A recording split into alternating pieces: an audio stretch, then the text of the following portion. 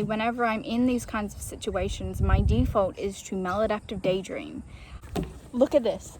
Look at how amazing my background is today.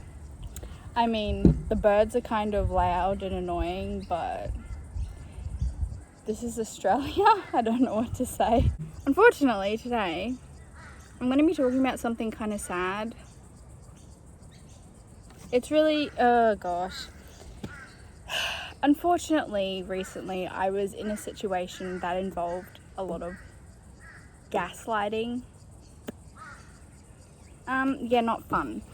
If you don't know what gaslighting is, basically it's manipulating someone into thinking that they're like have mental health issues and like everything is their fault and stuff like that. So if someone is gaslighting you, they're kind of manipulating you into believing that you're the problem even though you're the victim. It's not fun, but I can understand how someone who has never experienced it can kind of not understand how someone can be convinced that they are the problem when they are clearly the victim. As someone who has unfortunately experienced gaslighting, it is not fun. And I was utterly convinced that I was the most selfish person alive, even though I was the victim. I was convinced that I had some serious issues and that I was abusing this person. You know, I didn't do like great things to this person. You know, I'm guilty of some dodgy stuff, but it's complicated. But I just want to talk about how maladaptive daydreaming comes into this. This is something that I've really thought about because I'm trying to recover from this situation. Because I don't trust myself anymore to not get myself in this kind of situation again. I've had to spend a lot of time with myself and kind of learn to understand myself and be with myself and kind of get to know myself so that I can trust myself again to not get myself in this kind of situation. And that has been really difficult because I have been in not so great places with not so great people before, and after I've gotten out of that situation, I've told myself, you know what, I'm never going to be in this kind of situation again in the future. I'm going to make sure that I protect myself from these kinds of toxic, abusive relationships with people. But I didn't, and I got myself into another situation with another toxic and abusive person. So I just kind of hated myself because how could I let that happen again? Like,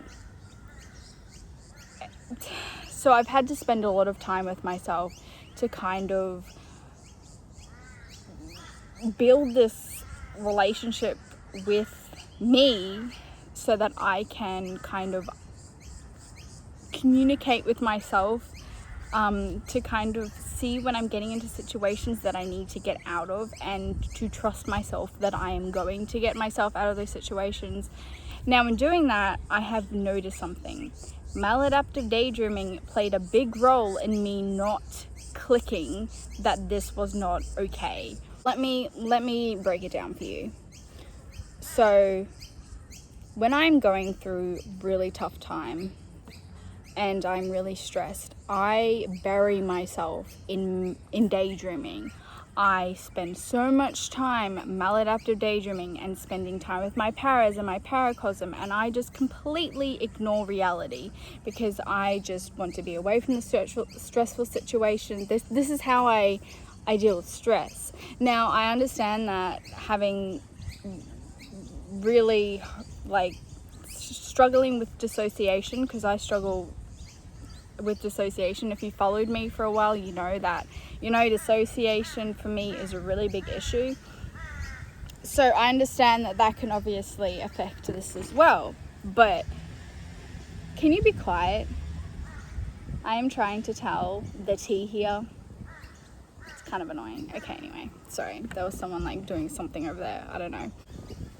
When I'm really stressed, I tend to just become completely absorbed in my head, and I just ignore reality. This did not help me when I was in the situation where I was being gaslighted, because every time I hated myself, I went into my head and pretended I was a person that wasn't this person that I hated. I pretended to be somebody that I wasn't, because I thought that I was the worst person on the planet.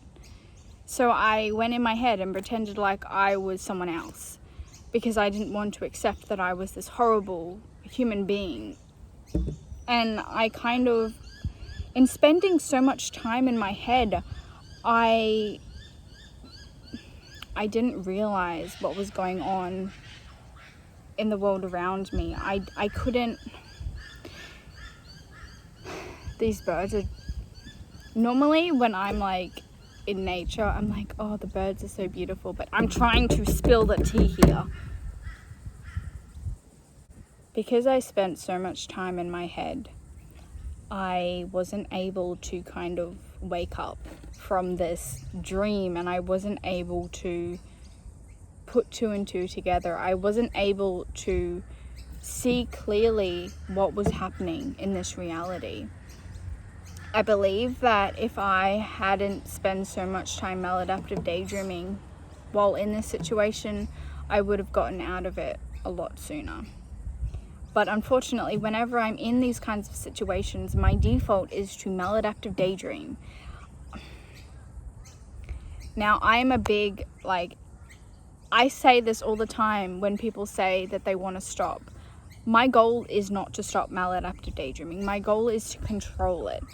When I say this now, it means something different. Before, it was like, controlling it so that I can be productive in this reality and have a life in this reality. Now what it means to me is I want to be in a place where I can recognize that I am using my paracosm and my maladaptive daydreaming to kind of ignore the issues that are happening in reality and actually deal with them, because if you don't deal with these kind of things, they just get worse and worse and worse.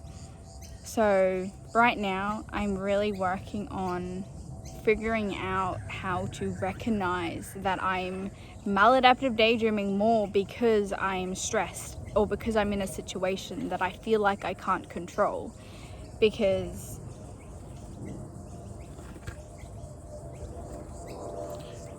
that's not productive and it doesn't help. It helps me emotionally in the short term, but in the long term, it just doesn't do great things. So, gaslighting when you're in. It's a spider. Oh wait, no, that's an ant. Gaslighting when you're a maladaptive daydreamer is dangerous. Just keep that in mind. I think as maladaptive daydreamers, we really need to focus on our relationship with ourselves and recognizing our triggers. Now, I'm not talking about, pacing being a trigger or music being a trigger. I'm talking about the major triggers that kind of make you want to hide, because that can be really dangerous.